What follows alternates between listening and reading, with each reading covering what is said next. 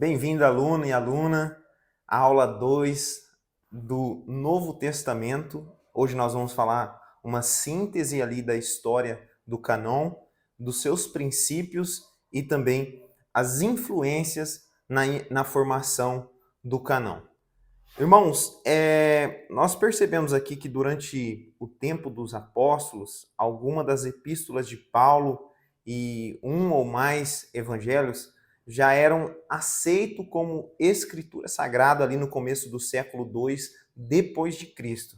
E de forma geral, ainda não universal, 3 epístolas de Paulo eram recebidas como escritura sagrada, como também o livro de Apocalipse, então totalizando ali 20 livros ou mais. Irineu, em 185 depois de Cristo, ele aceitava 22 livros. Alguns livros não foi aceito hoje em dia, eles foram aceitos por alguns cristãos nos primeiros séculos, especialmente a epístola de Barnabé, a epístola de Clemente e do pastor Hermas. Mas nós percebemos que durante o século III depois de Cristo eram aceitos quase universalmente todos os 27 livros ali do Novo Testamento, com exceção da epístola também.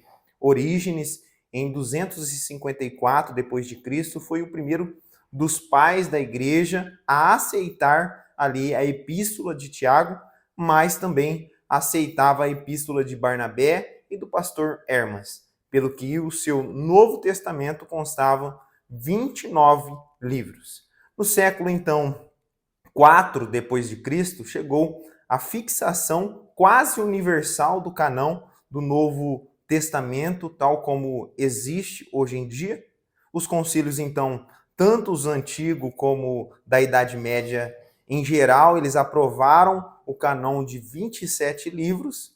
Então, é o que nós conhecemos da atual Bíblia. É o que foi aprovado ali pelo concílio e dado crédito como uma Bíblia que é inspirada por Deus. O princípio, então, é uma circulação universal de alguns livros que já foram escritos ali por falta de circulação, enquanto outros foram aceitos de forma tardia por falta da circulação da Igreja Universal, pois circulavam somente em certos setores ali da igreja. A autoria dos apóstolos e dos discípulos dos apóstolos, dentre os apóstolos temos a epístola de Paulo, a epístola de Pedro, do Evangelho de João. Dentre os discípulos dos apóstolos também temos o Evangelho de Lucas e o livro de Atos e a epístola de Hebreus, que nós não sabemos certamente quem foi o autor.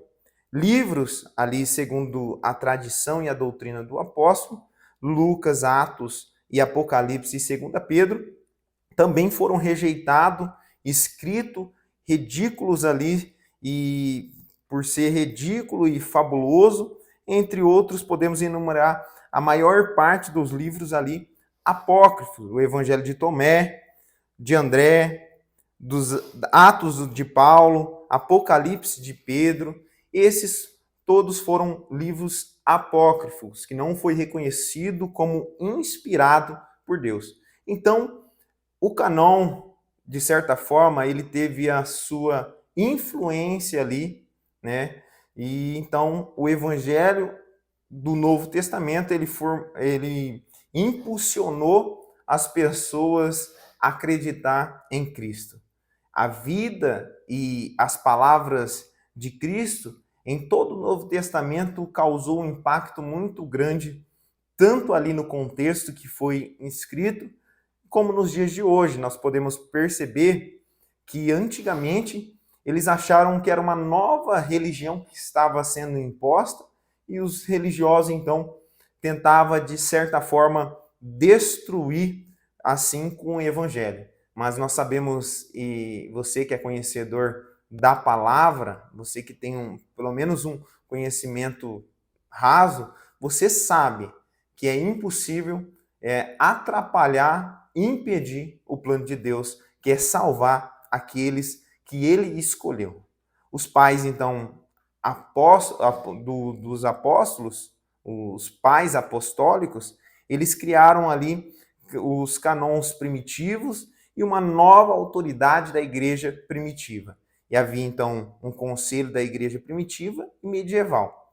Então, houve uma influência no Velho Testamento. A história do canon ali, do Antigo Testamento, do Velho Testamento, é muito longa, é muito complexa, e nesse estudo nós não vamos tanto aprofundar no Velho Testamento, pois a gente já estudou, já se aprofundou.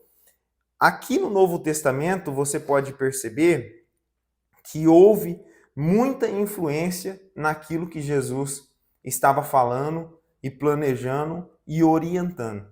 E isso levava a discussões dos religiosos tentando, de certa forma, acabar com aquilo, acabar com o plano de salvação. Então, quanto mais as pessoas tentavam atrapalhar, tentavam, de certa forma, corromper aqueles que estavam pregando a palavra da verdade, mais o evangelho era espalhado pelo mundo afora. Nós sabemos que o evangelho ele nasceu no meio das opressões, no meio das perseguições. Você lembra do Estevão? Ele se levantou para pregar a palavra, ele se levantou para fazer a diferença na vida das pessoas ali. E o que acontece? Os religiosos da época o pedrejaram. Mas o que acontece? Ele pode ter morrido naquele momento, né?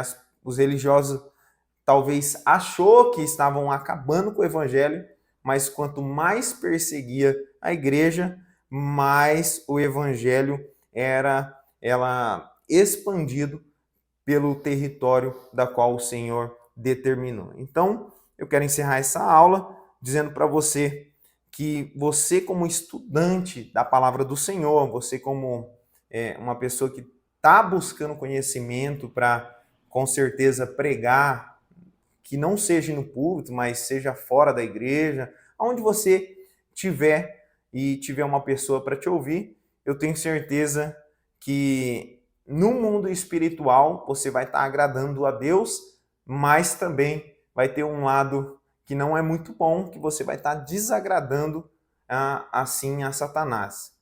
De certa forma é bom, mas vai ter a consequência de ter uma vida perseguida, talvez as pessoas vão tentar te calar. Então eu quero dizer como professor seu, para você já tomar os devidos cuidados, se revestindo de oração, de jejum, sempre estar buscando comunhão com Deus, pois as perseguições vão vir sobre a sua vida.